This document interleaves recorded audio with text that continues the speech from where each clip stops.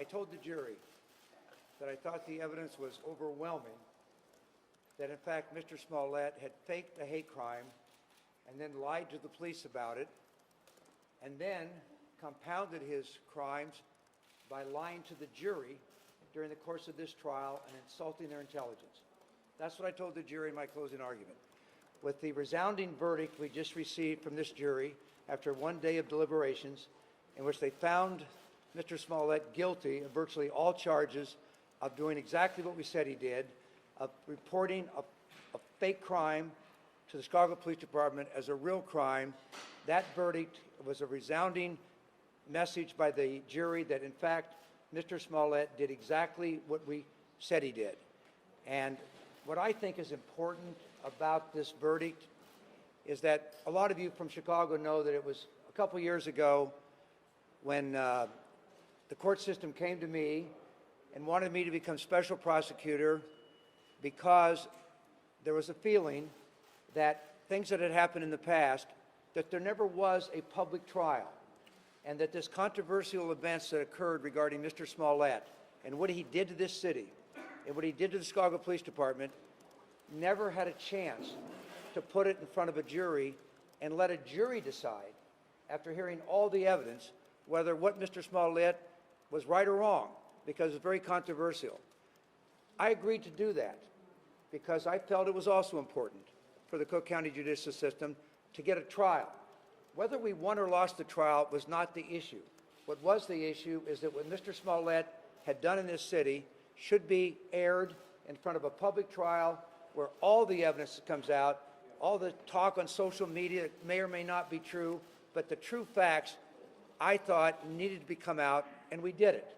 And we became special prosecutors, and the rest is history. We've now won this case, and I want to point out that there's an enormous effort was put in when I agreed to take the special prosecutor role. That meant that my law firm became special prosecutors, and the men and women around me right now in the last 2.5 years have worked so hard to develop the evidence, present it to a grand jury, go through a pandemic, wait to get a trial, which we wanted, and finally, in the last 10 days, these lawyers have had a chance to present this evidence to a jury, and we've come away with the jury agreeing that they should have heard the case, and in fact, he was guilty. Thank you very much. Mr. Webb, can you just confirm for everyone what that 6 charges that he was found not guilty of? Yeah, the 6th count, well, I'm not going to speculate on why a jury did that, but that 6th count was an event that occurred 2 weeks after the event. So the other false statements were made to the police right on the day of January 29th on 3 different interviews, and that counted for 5 of the 6 counts, which he was found not guilty in every one of those. The 6th count was 2 weeks later, on February 13th, at a police station, and it may be because it was after the event. I don't know what the reason was. It wasn't that significant to our case, and has no impact on the case whatsoever. But do you know which specific charge it was? Was it the aggravated battery? It was, yeah, so the answer is yes, you're right. It was the aggravated battery, which means that there has to be a mask, and we charged that because the police officer testified that that's when Smollett told the police officer he was a mask.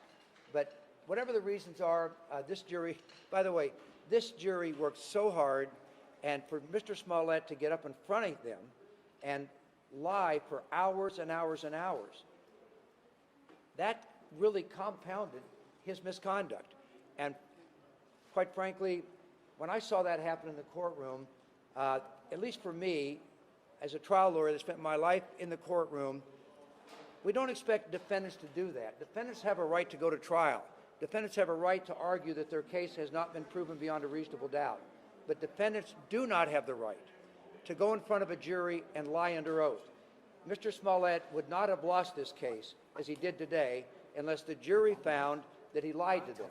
And so that was something that I was very proud that this jury came to the conclusion that he's guilty, and the fact that he came up with a completely ridiculous story to explain his misconduct did not apparently have an impact on the jury's verdict. Pardon me, I'm sorry? How do you handle that? That is perjury. How do you handle that? Well, first of all, I don't know the answer to that question. I will say that over the years, if someone is convicted in a court of law by a jury Normally, follow-up perjury charges do not normally occur. That's just the way it is. But I'm not going to predict what's going to happen here. We just got the verdict 30 minutes ago, and let's see what happens. What do you think drove him to do? No, I mean, I don't. Who is hosting this look, 7 o'clock show? the Tammy? fact that you put in Can you hear 6 counts or 16 counts, when someone is found guilty of 5 out of 6 counts, it has no impact.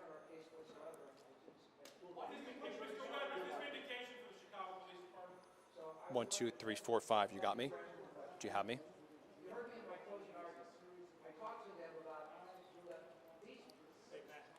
I think we should take the special prosecutor.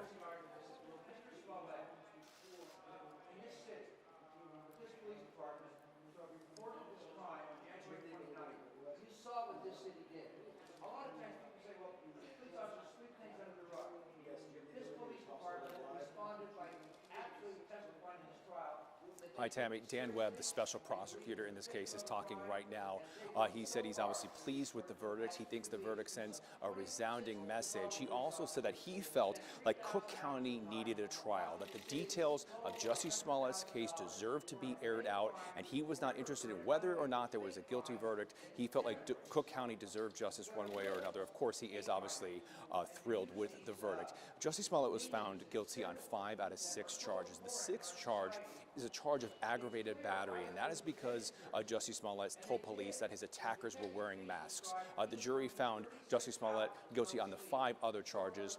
They are a battery because Jussie Smollett was injured, and they are also hate crime because Jussie Smollett is a black gay man. In all, the jury deliberated for about 9 hours total, 7 hours today, 2 hours yesterday. They only came back with one question. They wanted a copy of the prosecution's calendar, which had giant red X marks on it indicating important dates in this trial. Jussie Smollett will now be sentenced in a matter of a couple of weeks. We are waiting for Jussie Smollett to walk through this lobby. Each and every day he has walked through this lobby with his mother usually locked in arms. His mother is elderly. She has difficulty walking. Usually almost all of his 5 siblings have been in the courtroom, and that has been a pretty strong visual to see his entire family show up to support him. We do expect to hear from one of Jussie Smollett's attorneys as well. Tammy. None. So when we took this case, the county pays a standard amount of money each day or each hour. We were paid on the hour. Special prosecutors are paid. When I told Judge Truman I would do it, I talked to my law firm. We made the decision, if you're going to do this, then just do it for the public. I was asked for my firm to try to help restore the lack of confidence in the criminal justice system because what happened here. That's why Judge Truman reached out to us, and I told him, we're going to do it. After we made the decision to do it, I told Judge Truman we're going to do it, and we're not going to charge anything. So there's been, well, there might be out-of-pocket expenses of a few dollars. The answer is we did it for nothing. We did it pro bono, and we did it because we thought it was the right thing to do. And, Mr. Webb, what does this verdict say about State's Attorney Kim Foxx's decision or her office's decision to drop the charges now that you have this guilty verdict on 5 and 6? Well, the events, I was appointed a special prosecutor because Judge Truman believed that the circumstances under which the Smollett case was dismissed without a trial was not supported by the evidence. That's why I agreed to take on the case. When I agreed to take on the case, I agreed to evaluate the evidence to decide whether he should be re-indicted. It took me 4 months of work, but I decided 4 months later that I thought the evidence was overwhelming, that he had committed serious crimes, and I re-indicted him. But then I had to go to trial and prove it. And my position is I wanted a public trial and let a jury decide. Now that they've decided that Smollett should have been convicted, I believe that we in the Special Prosecutor's Office made the right decision to re-indict him. We made the right decision to take it to trial, and we got a verdict that is obviously a resounding success for us. What kind of sentence should he have? I'm not going to make comments about that. What happened speaks for itself. Any other question? What kind of sentence should he get? What? I can't hear you. What kind of sentence should he get? Well, that sentence is an issue. He just got convicted 30, 40 minutes ago, so let's wait and see. We happen to have in this case, one thing that I am proud of is that this court says, we're strangers over here at 26th Street, okay? And we came over here, and the court system has done an extraordinary job. They assigned Judge Lynn, who I didn't even know Judge Lynn before this trial, who did an extraordinary job during this trial. This trial got heated. If you all had been back in chambers for a lot of the arguments we had back and forth with each other, this was a difficult trial for any trial judge. Judge Lynn did an extraordinary job, and quite frankly, the fact that the court system kind of opened its doors to us as special prosecutor, didn't look at us as outsiders, but kind of opened the doors and said, come on over, try your case, you're going to get a fair trial, and we did. And Judge Lynn did an extraordinary job, and quite frankly, he's one of the finer judges I've had the chance to practice in front of. Any evidence in particular that you think stuck with the jury? Well, there's two things that I think stuck with the jury. Number one, I think my basic argument that it is ridiculous to think that Smollett left his apartment on the night of January 29th at 2 o'clock in the morning to go buy eggs, and that's his explanation for why he ended up right at that intersection, right at 2 o'clock in the morning, that the brother said is where he told them the attack should take place. So the fact that it actually happened that way, I think, was pretty profound. I also think that sometimes it's simple things. He actually rigged that rope. After that rope got put on him, I showed the picture to the jury. Pictures don't lie. Those pictures showed that he actually, after he went through this fake attack, wanted to make it look better, and he jimmied with the rope to make the noose look closer to his throat and rustled around, because the rope, you saw it in the courtroom, was nice and neat around his neck, because Ola Osendero didn't have time to do much with it because a car came. And so he ran away. He left the rope next to his face. Smollett got up, put it around his neck, and then when it didn't look bad enough, he changed it, and I think that impacted the jury. That's what I think. Mr. Webb, you said that it was unexpected for him to get up on the stand and to lie and lie and lie like that. You spent your lifetime in a courtroom. What do you think was behind that?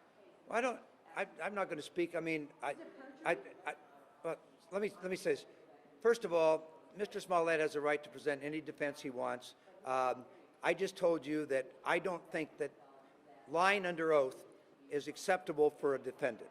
Defendants have a right to defend themselves on the grounds that they haven't been proven beyond a reasonable doubt. And they have a right to do that. I don't think they have a right to go on the stand and lie under oath. And so it happened, and I think this will probably be a point that I'll make at sentencing, that not only did Mr. Smollett lie to the police and wreak havoc here in this city for weeks on end for no reason whatsoever, but then he compounded the problem by lying under oath to a jury, which I think should not take place, and I don't expect that to happen in court of law. I just don't. If he doesn't show any sympathy, remorse, let alone an apology, should that affect the sentencing? No, that's up to the judge to decide. The judge is the one that gets to decide sentencing, and we'll let the judge decide sentencing issues. Anyway. You've had some big cases. Where does this Class 4 felony case fit? I'm sorry, go ahead, finish your question. You've had some big cases in your career. Where does this Class 4 felony fit in the grand? Well, I've had a lot of big cases, and this is a big case.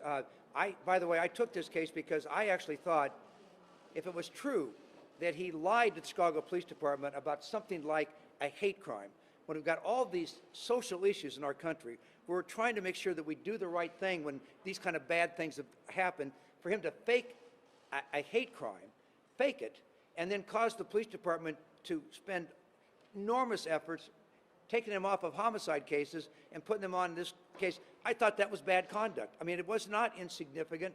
I thought it was serious criminal misconduct that needed to be approached and have a public trial about it.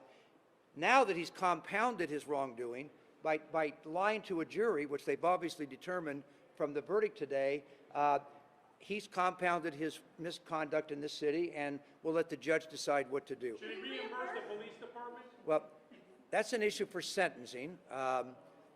There's an issue that's always at sentencing about restitution. That'll be a decision that Judge Lynn will get to make. You all have a nice day. Thank you very much. Thanks. Thank you. Is the January 27th court date a sentencing date? No, that's just for That's just a Zoom meeting. that's just a Zoom meeting to set the date. Thanks a lot.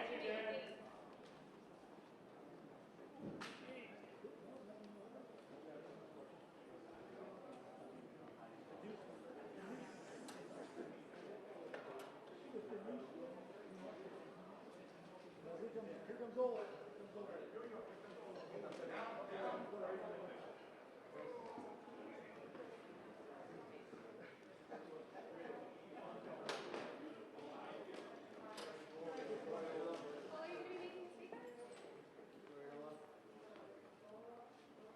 Good evening, everyone. Gloria Rodriguez, Gloria. Can you hear me? No. Gloria Rodriguez, Gloria Rodriguez.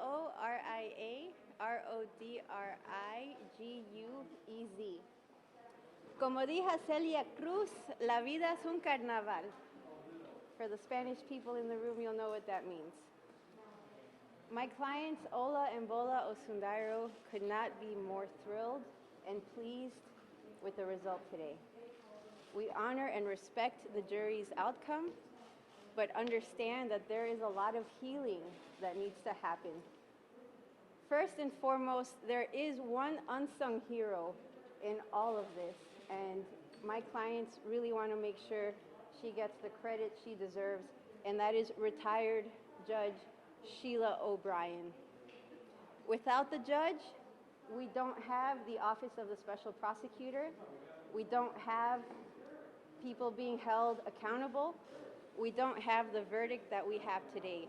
So wherever you are, Judge O'Brien, my clients, and myself, we thank you. We thank you for having the guts to file that motion seeking an appointment of the Office of the Special Prosecutor. Without your guts and without your gumption, we would not be here today having this closure. So thank you. With respect to the Office of the Special Prosecutor, if you remember, nobody wanted this case. None of the other state's attorneys wanted this case. None of the other appellate state's attorneys in the state of Illinois wanted this case. And yet Chief Judge Tooman found Winston and Strom, and thank God that he did. And he appointed Dan Webb.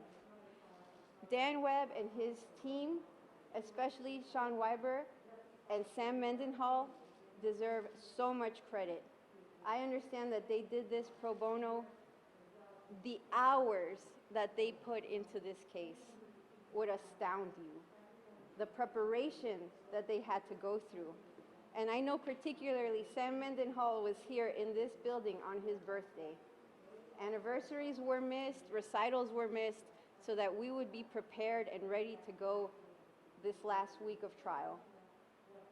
So to the Office of the Special Prosecutor, my clients and I personally thank you for taking us across the finish line.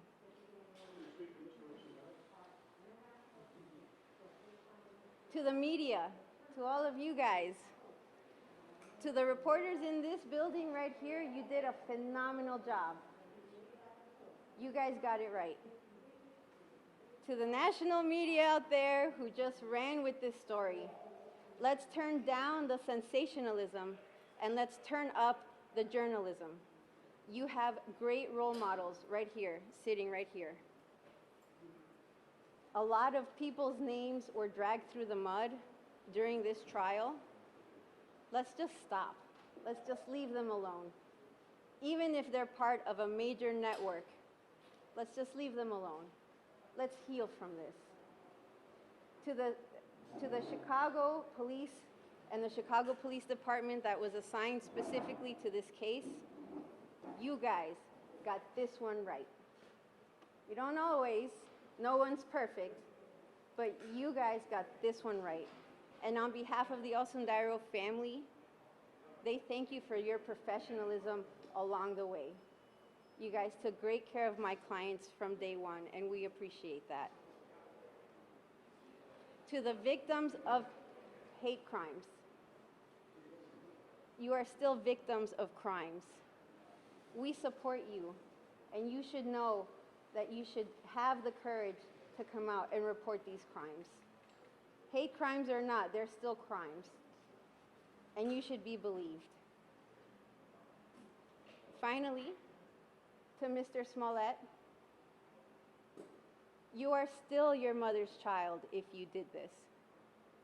You will still be the person that so many people love you for. Humans are forgiving. People will forgive you.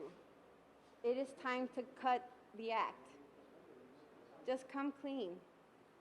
What I know of you in the almost last 3 years of this case, what I personally know of you, interacting with you in the court proceedings throughout the last year, is that you're a warm person.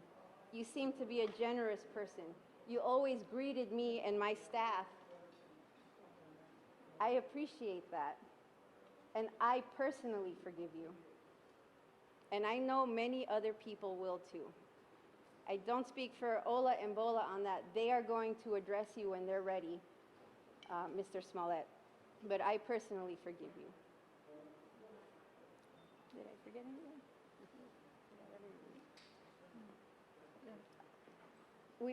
My clients also wanted to thank Judge Lynn for his professionalism during this trial and for the entire proceeding. This has not been an easy case for him to try, and he did an outstanding job. His courtroom staff deserve a lot of credit. This was a very difficult, logistically difficult trial to have, and they did an amazing job. The deputies and the sheriffs, I know it was crazy. We really appreciate the professionalism. I will take a few questions, and then my client will make a very, very brief statement, and then we'll call it a day. Consider any cases against Since 2019, you said you were going to cooperate. You said your clients were going to cooperate with this, whatever it took to get to this point. The brother's name was dragged in court, like you said. What does it mean to you, to your clients, that the jury agreed with the brothers? I want to be very clear when I say the brothers, even though they're satisfied with the result and they knew that they had the expectation that this would be the result, there is still a part of them that is hurting. Remember that when I said they would cooperate, that was still knowing that they regretted their role in this. They regretted from the start their role in all of this incident. So they're at least grateful they can put this behind them. Did Bola not want to be here? Bola, actually, thank you for reminding me. He's going to be fighting tonight with USA Boxing. He's down in Shreveport, Louisiana. He's been aware. We've been calling and texting him this whole time. He won his fight last night, so he would love to have been here, but we haven't been able to clone him just yet. Do you feel like there's anything he would want to clarify after this trial and his name was dragged through all this? Absolutely, Matt. Bola and Ola they'll tell their story when they're ready. This venue is more for you guys, and it's more on your terms. They want to be able to say their story on their terms, and that will happen very soon. Can I ask you about what the prosecution and then the defense made after Mr. Osundario, both of them? And they called them all sorts of names and said all sorts of different things about them. How they reacted to that and what you thought of that defense? The question was, how did Ola and Bola react to their name being dragged in the mud? It doesn't feel good. It doesn't feel good when it's on a national and international stage. It doesn't feel good when it's at the local high school. Nobody likes that. But it is what it is when it comes to litigation. We understand that Mr. Smollett had to put on the case he had to put on. It's unfortunate that they had to do it in this fashion. I certainly wouldn't have done it that way, but it's time to heal. Bill, did you have a question? Well, I want to ask you about, do you anticipate any legal action against Mr. Smollett as we move forward? The question was any legal action against Mr. Smollett, I assume by the Osundario brothers? Yes, yeah. We're not even there. That's a problem for another day. We're so tired. These have been long, long, long days and hours. I personally still have a practice to run. I have a little baby at home that I can't wait to get back to. She's 12 months old. My son Dylan just had a birthday. So my daughter Tessie turned 5. There's been a lot going on in this case. Any other questions?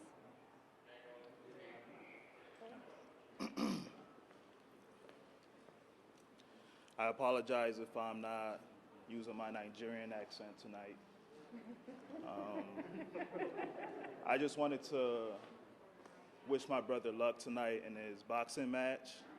and Nigerian American lives matter. Anything about the verdict, Ola? Ola, what was it like to see Jussie lying like that on the Thank you, stand? everyone. Have a good night.